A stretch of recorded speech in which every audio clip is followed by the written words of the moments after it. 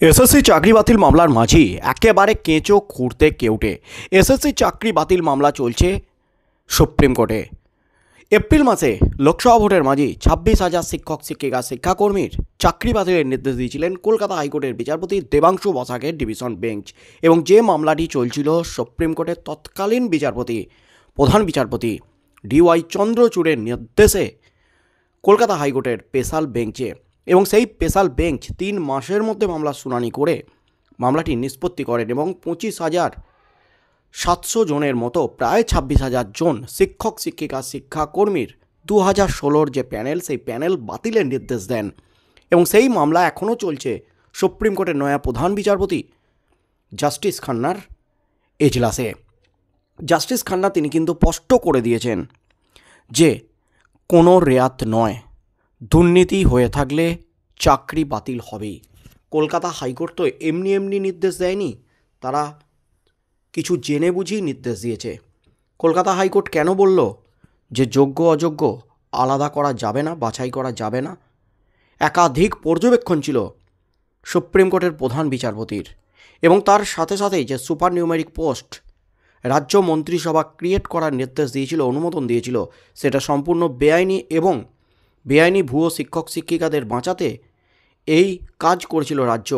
এমনই পর্যবেক্ষণ সুপ্রিম কোর্টের প্রধান বিচারপতির। অর্থাৎ কলকাতা হাইকোর্টের যে নির্দেশ রাজ্য মন্ত্রিসভার বিরুদ্ধে সিবিআই তদন্ত, সেই নির্দেশ কিন্তু সুপ্রিম কোর্টে স্থগিত আছে। এবং এই মামলার ফয়সালার সাথে সাথে রাজ্য মন্ত্রিসভার বিরুদ্ধে সিবিআই তদন্তের নির্দেশেরও কিন্তু বড় নির্দেশ দেবেন সুপ্রিম কোর্টের প্রধান বিচারপতি।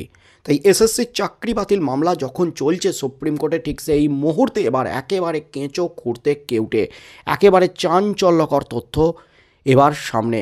যিনি প্রথম হলেন তার বদলে চাকরি পেলেন তালিকায় থাকা শেষজন। ব্যাপক দুর্নীতি কিন্তু এবার ধরা পড়ল শিক্ষক নিয়োগে। একেবারে হাটে হাঁড়িটা কিন্তু ভেঙে গেল। ভয়ঙ্কর দুর্নীতির তথ্য প্রকাশ্যে। যিনি প্রথম হলেন তিনি চাকরি পেলেন না, কিন্তু তালিকার একেবারে শেষের দিকে যিনি রইলেন তিনি চাকরি পেয়ে গেলেন। একেবারে বিস্ফোরণ ঘটে গেল রাজ্যে। যখন সুপ্রিম কোর্টের প্রধান বিচারপতি ওএমআর সিট নিয়ে প্রশ্ন তুলে দিয়েছেন, ওএমআর সিট যদি না থাকে তার মিরর ইমেজও করে রাখিনি এসএসসি, তাহলে যোগ্য অযোগ্য বাছাই হবে কিভাবে? আপনারা কি মেটাডেটা খুঁজে বের করতে পারবেন? যোগ্য অযোগ্য কি বাছাই করতে পারবেন? একাধিক প্রশ্ন ছুড়েছিলেন। ঠিক সেই মুহূর্তেই কিন্তু একেবারে ভয়ঙ্কর দুর্নীতি চোখে আঙুল দিয়ে দেখিয়ে দিল গোটা দেশকে।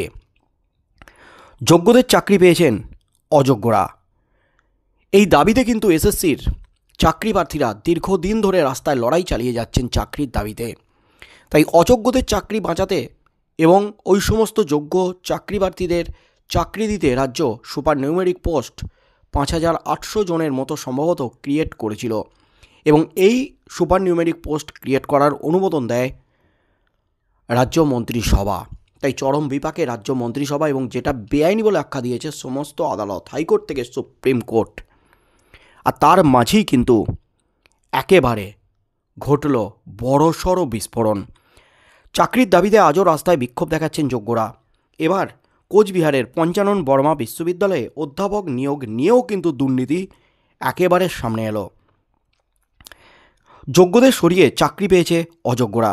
বিশেষজ্ঞ তালিকায় প্রথমকে সরাতে নম্বর নিয়ে কারচুপি করা হয়েছে। চাকরি পেয়েছেন তালিকায় শেষ দিকে থাকা প্রার্থী। বাংলা ও জিওলজি বিভাগে 2 সহকারী অধ্যাপকের নিয়োগের দুর্নীতির অভিযোগ সামনে এলো।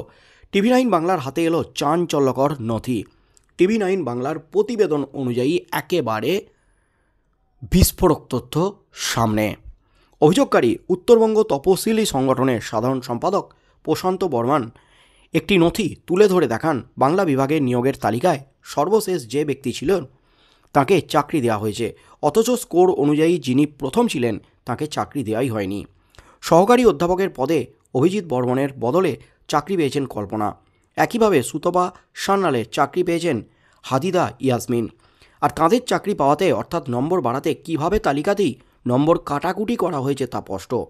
এবং সেই তালিকাও এসেছে সংবাদ মাধ্যম TV9 বাংলার হাতে। এই নিয়োগের সিবিআই তদন্তের দাবি জানিয়েছেন অভিযোগকারী। ইতিমধ্যে বিষয়টি শিক্ষা দপ্তর ও মুখ্যমন্ত্রীর কাছে জানিয়েছেন বিশ্ববিদ্যালয়ের প্রাক্তন উপাচার্য নিখিল চন্দ্র রায়। বিশেষজ্ঞ কমিটির তালিকায় বাংলা বিভাগের প্রথমে নাম থাকা অভিজিৎ বর্মন পেয়েছিলেন 65.30। তালিকায় থাকা শেষ দিকে নাম ছিল কল্পনার রায়ের, তিনি পেয়েছিলেন 48.65। তালিকায় দেখা যাচ্ছে তা কেটে করা হয়েছে 63.65। অভিজিৎ বর্মনের নম্বর কেটে কমিয়ে দেওয়া হয়েছে 61.30। নিখিল চন্দ্র রায়ের অভিযোগ, এসবই দুর্নীতি হয়েছে প্রাক্তন উপাচার্য দেবকুমার মুখোপাধ্যায়ের জামানায়। অভিযুক্তদের প্রতিক্রিয়া জানতে বারবার TV9 বাংলার তরফে একাধিকবার তাদের ফোন করা হয়েছিল, কিন্তু তারা ফোনে উত্তর দিতে চাননি, কারণ তারা তো দুর্নীতির সাথে যুক্ত এবং হাটে হাঁড়িটা ভেঙে গেছে। তাই এবার কিন্তু ভয়ে একেবারে কুঁচকে গেছেন। যিনি নিশানায় সেই প্রাক্তন উপাচার্য দেবকুমার মুখোপাধ্যায়ের বক্তব্য, যদি হয়েও থাকে, যদি কোনো এক্সপার্ট করেও থাকেন, তাহলে নিশ্চয়ই কেটে নিয়ে ইনিশিয়াল করেছিলেন।